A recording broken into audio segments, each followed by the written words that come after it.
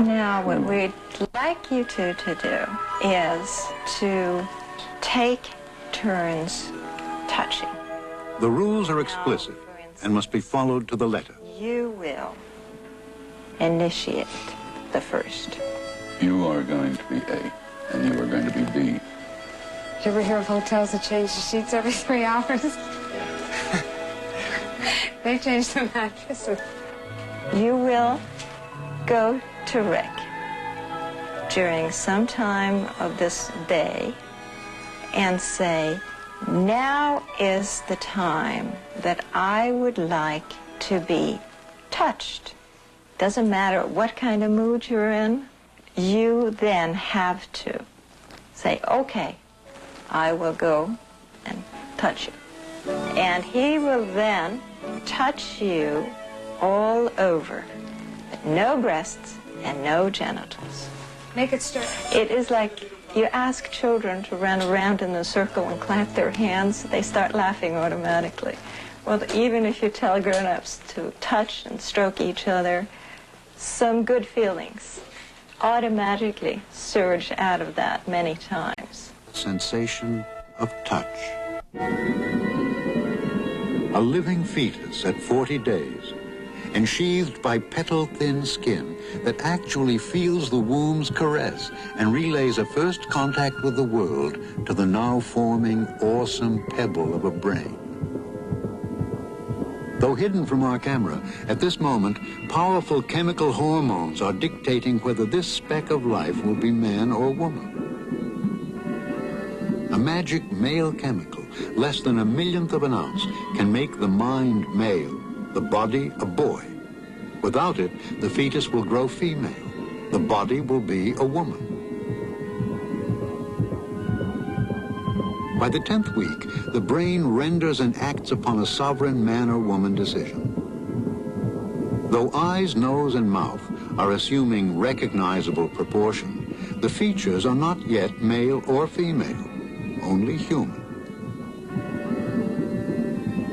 The mouth ridge, burnished with a veil of vermilion cells, unique to human lips. Lips that will someday kiss and express the pleasures of love. Nipples, budding, adorned with sexual tissue that will swell when stroked, and common to both male and female bodies. And here, the first testimony of sexual identity. This being, barely the size of a thumbnail, but already a boy. A boy's chemical factory. 2 testes, the pair of color clusters at the center of this radioactive image. At puberty, the testes flood the body with sex drive hormone, which crests in the late teens and gradually ebbs over the next 5 decades. Inside the testes, a spawning ground for sperm, 50 million new seeds each day, a production so lavish the chemicals of puberty cause involuntary emissions of sperm during sleep, releasing the male body's smallest cells. And in the female body, the largest cell, a ripened egg erupting from a living ovary. These historic one-of-a-kind motion pictures capture the exact unpredictable instant of human ovulation, the monthly release of a woman's egg. At puberty, the ovary produces abundant female sex hormones. Yet, remarkably, it also produces minuscule traces of male sex hormone. And the male hormone actually fires the female sex drive. Towards the end of the time, I had Eileen sitting on my backside, and touching me, because I thought that I would enjoy it, but after a while my back hurt, so so we stopped. Could you have gone on for another 5 minutes? Rick reports on the touching exercise. Yes, I don't know how much time. I could have gone on. I didn't complain. Now, did you possibly enjoy it a bit? Yes. Mm-hmm. Did Eileen touch you in the way that you wanted to be touched? Yes. How did you feel differently in terms of touching or being touched? Which would you prefer? My first attitude was that I had to touch and I had to be touched. It is clear that Rick has begun to resist the I didn't therapy. feel any different touching Eileen than being touched. I hear That was my only resentment in having to do this exercise. Maybe we should have told you not to do it. This has become a game with too many rules. You've used the word obligation 3 times. Yes. But I how am much in obliged. life do you feel, everything's an obligation? Well, I feel things are obligations when I'm told to do them, and I have the obligation to do them. They have to be fulfilled. They're tasks. How did you do with homework in school? I didn't do any homework. Okay. The Let me 2 ask times you, I- how are you going to solve this? How are you going to solve your resistance to being told things? How are you going to be able to put I this don't know that I together? will solve it. I will comply under obligation. No, we don't want that.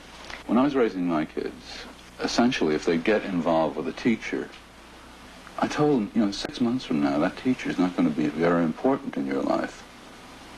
But if you get so involved that you flunk the subject, you're in trouble. So don't get involved in a power struggle with a teacher. The underlying problem, what psychologists call transference, which means that Rick sees the therapists as threatening parent figures, a new target for rebellion. The process. And we're not going to be important 6 months from now. Really, we're not going to be important. The therapy may be in serious jeopardy. Only Rick and Eileen can decide whether to continue their distressing self-examination.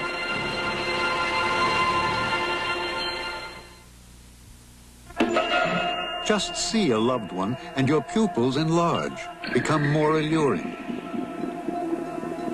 Tear ducts lightly moisten the eye to bestow a legendary lover's sparkle and compel eyelashes to bat flirtatiously.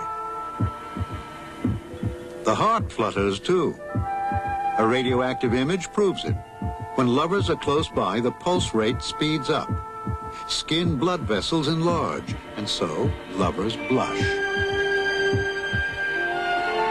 These dramatic time-lapse motion pictures of the human skin terrain reveal the amazing effect of sex drive hormone on male beard growth. When the body is in love, a veritable forest flourishes. And oil and sweat vats work overtime, exuding a personal perfume. Actually, the mating potions that heighten sexual appeal. Lips in love swell slightly, become more vibrantly red.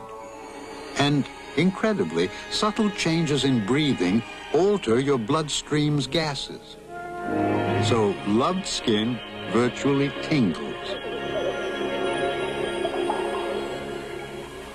I think the advantage of these drawings is that After a week of preliminary touching, therapy reaches an advanced plateau, the introduction of genital exercises. when you are not excited, you look somewhat like this. The lips will be shown. And when you start getting excited, the whole area opens up a little bit. It may not open up as much as it does in this picture. In the very beginning, before you're excited, the clitoris is out. And in many women, is very, very sensitive.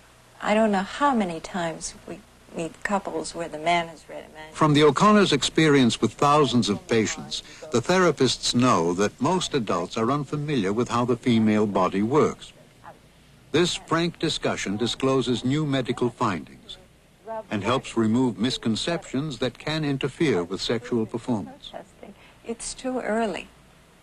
When a woman gets excited, the clitoris pulls in under the hood, and then many women like more direct stimulation on it. After you've had an orgasm, the clitoris comes out again, and is again very sensitive. And then many women like indirect stimulation, or more stimulation in another area of the genitals. Therapy will now simulate post-adolescent love touching, a discovery of the erogenous zones. The first stage of man and woman sexual expression. Once again, there are rules to be followed.